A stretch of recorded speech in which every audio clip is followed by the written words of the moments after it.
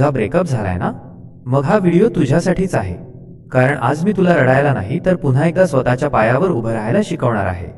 तुझा ब्रेकअप झालाय हे वाक्य ऐकायला खूप साधे वाटते, पण ज्याच्यावर ही वेळ आली आहे ना त्यालाच माहीत असते की मनाची अवस्था काय होते. हा फक्त एक शब्द नाही, तर ही एक कधीही न भरणारी जखम आहे. आज तू एकटी आहेस, मनात हजारो प्रश्न आहेत आणि डोळ्यात अश्रूही. डोक्यात फक्त एकच विचार चक्रावून टाकतोय की हे सगळं माझ्याच बाबतीत का घडलं. कदाचित तू अजूनही त्याचाच विचार करत असशील. हातात फोन घेऊन वाट पाहत असशील की एकदा तरी मेसेज करावा का. जर हे सगळं खरं असेल तर हा व्हिडिओ शेवटपर्यंत नक्की ऐक. ब्रेकअप म्हणजे नेमकं काय तुटतं? हे फक्त दोन व्यक्तींचे वेगळे होणे नसते. ब्रेकअप झाला की रोजचा तो गुड मॉर्निंगचा संदेश तुटतो, रात्रीची ती विचारपूस तुटते आणि सर्वात महत्त्वाचे म्हणजे भविष्यातील पाहिलेली सगळी स्वप्न तुटतात. यात सर्वात वाईट गोष्ट म्हणजे तुझा स्वतःवरचा विश्वास उडतो. आपण स्वतःलाच विचारू लागतो की मी कुठे कमी पडले का, मी जास्त अपेक्षा केल्या का, माझ्यातच काही दोष होता का.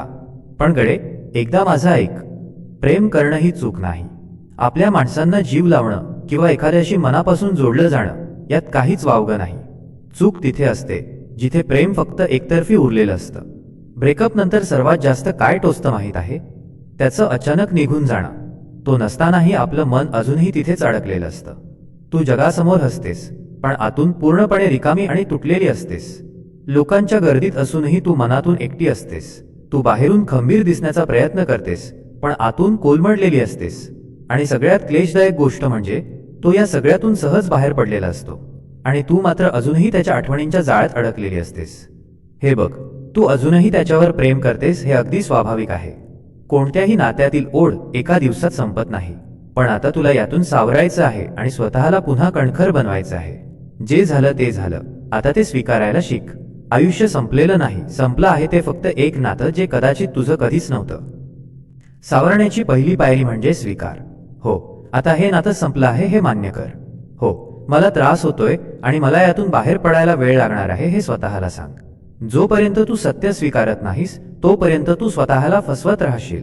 आणि स्वतःला फसवणं हे ब्रेकअप पेक्षा जास्त वेदनादायी असतं. ही गोष्ट कायम लक्षात ठेव. दुसरी पायरी म्हणजे संपर्क पूर्णपणे तोडणे. हे कठीण आहे पण खूप गरजेचं आहे. जर तुला खरंच सावरायचं असेल तर तुला कॉल्स, चॅट्स आणि सोशल मीडियावर त्याला पाहणं थांबवावं लागेल. कारण प्रत्येक छोटासा संपर्क तुला पुन्हा त्याच जुन्या वेदनेच्या जागी आणून उभा करेल. लक्षात ठेव, जखम लवकर भरून यायची असेल तर तिला वारंवार स्पर्श करणं सोडावं लागतं.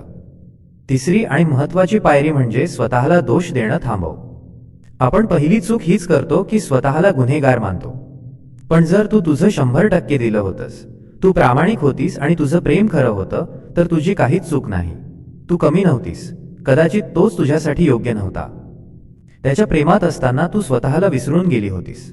तुझे छंद, तुझी ध्येय आणि तुझं स्वतःचं आयुष्य याकडे तुझं दुर्लक्ष झालं होतं. पण आता वेळ आली आहे स्वतःला पुन्हा शोधण्याची. स्वतःसाठी वेळ काढायला सुरुवात कर. शरीर आणि मन मजबूत कर. काहीतरी नवीन शिकण्यावर भर दे आणि स्वतःशी प्रामाणिक राहा. ज्या दिवशी तू स्वतःच्या सहवासात आनंदी राहायला शिकशील, त्या दिवशी तू चुकीच्या माणसासाठी थांबणं सोडून देशील. एक दिवस असा येईल जेव्हा तू अभिमानाने म्हणशील की बरं झालं तो माझ्या आयुष्यातून गेला. आज कदाचित हे पटणार नाही, पण भविष्यात जेव्हा तू मागे वळून पाहशील तेव्हा तुला जाणीव होईल की त्या ब्रेकअपमुळेच तू स्वतःला ओळखू शकलीस. ब्रेकअप हा तुझा शेवट नव्हता, तर तो तुझ्या आयुष्यातील सर्वात मोठा कलाटणी देणारा क्षण होता, ज्याने तुला एक यशस्वी आणि खंबीर स्त्री बनवलं. शेवटी इतकंच सांगेन की ब्रेकअपमुळे तू मोडली नाहीस, तर तुला जाग आली आहे. एकेकाळी तू वेदनेत होतीस, त्यानंतर तू समजूतदार झालीस आणि आता तू मनाने आणि शरीराने मजबूत होत आहेस. एक दिवस तू नक्कीच अजिंक्य असशील. लक्षात ठेव, तुझा ब्रेकअप झाला असला तरी तुझं आयुष्य संपलेलं नाही.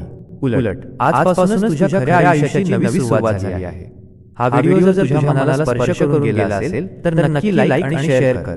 चॅनलला सबस्क्राइब करायला विसरू नकोस आणि ज्या मैत्रिणीला आज या शब्दांची गरज आहे तिच्यापर्यंत हा व्हिडिओ नक्की पोहोचव. धन्यवाद.